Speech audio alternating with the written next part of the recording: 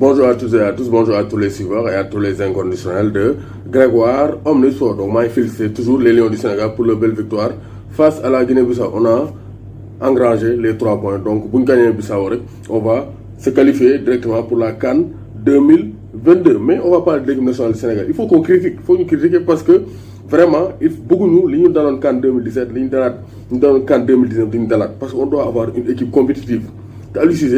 Il ne va pas dans ce sens. Il fait des choix incompréhensibles. D'abord, de manière défense. Activement, nous avons quoi, parce que Kouyaté, il a géré, donc Mok Koulibaly. Mais, Sabali, pourquoi on a latéral gauche? Parce que moi, je ne comprends pas sa philosophie. Incohérence à lycée, donc comprendre. Comment un latéral gauche de métier, Ariel Mendy, qui a un pied gauche, pourquoi on a eu Sabali côté gauche? Mon Sabali, il a eu des problèmes. Donc, gardez Sabali. Donc, deful match wala taxaw, mais c'est Aliou Cissé qui a provoqué lolo. Donc, c'est incompréhensible. Parce que Sabali, c'est un latéral droit de métier. Il dépannait parce qu'il a un latéral gauche compétitif. Mais Ariel Mendy, il est compétitif. Donc, il connaît bien la tannée. Donc, pourquoi avoir peur? Donc, l'équipe nationale du Sénégal, l'équipe nationale du club, le club peut dépanner, mais l'équipe nationale, si on jouer à un tel poste, il faut les mettre là-bas. Ariel Mendy devait jouer. Aliou Cissé doit avoir des ragal techniques joueurs. Si on convoqué les joueurs, beaucoup convoqué, on va être titulaire mu football. Wagé ak Sabali ñu concurrence côté droit bi. Mo saf-saf to kaani patali ngom rich bëgg. Donc lolu c'est incompréhensible. Sabali nako délo droite pour Ariel Mendy gauche. Mu jeex. Un gauche à gauche, un droite à droite. Comme niko Cheikh Wade di waxé. Borom Almeria. Ensuite, milieu terrain bi. Mais milieu terrain vraiment Salih Sané. De vrai, Salih Sané il est lourd. Défenseur central, les joueurs depuis des années à Schalke 04. Pourquoi Aliou Cissé tay diko choisir diko football au milieu terrain? On ne comprend pas. Milieu terrain légui sentinelle dañuy mëna football. Da ngay jël xol Alcantara kan moko da football, mais il joue sentinelle. Lolu jouer Bayern, bu ko nexé tamit polyvalent, il peut jouer milieu relais, mais pas Badou Ndiaye, il a bien joué sentinelle lors de la CAN, waxna ko demb.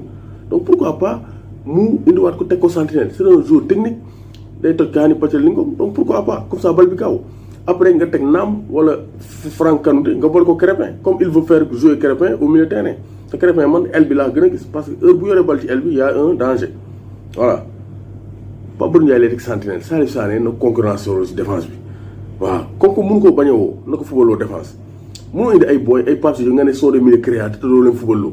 Donc vraiment on a besoin de création au milieu terrain.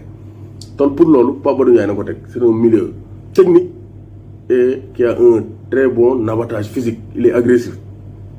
Donc, il est sentinelle. Franck Kanouté, Krépin Diatta, wala Nam Krépin Diatta, il faut le milieu, donc, ci kanam. Attaque binak, l'autre parce qu'on a des joueurs capables de se relier et qui peuvent faire la différence. Donc, Aliou Cissé, Salif Sané, n'a que faut le défenseur central. Quand le pas, il faut le Kouyaté milieu, il faut le défenseur central. Aliou Cissé, il joue avec les gens, quoi. Vraiment, équipe nationale, on joue à jouer poste pour poste.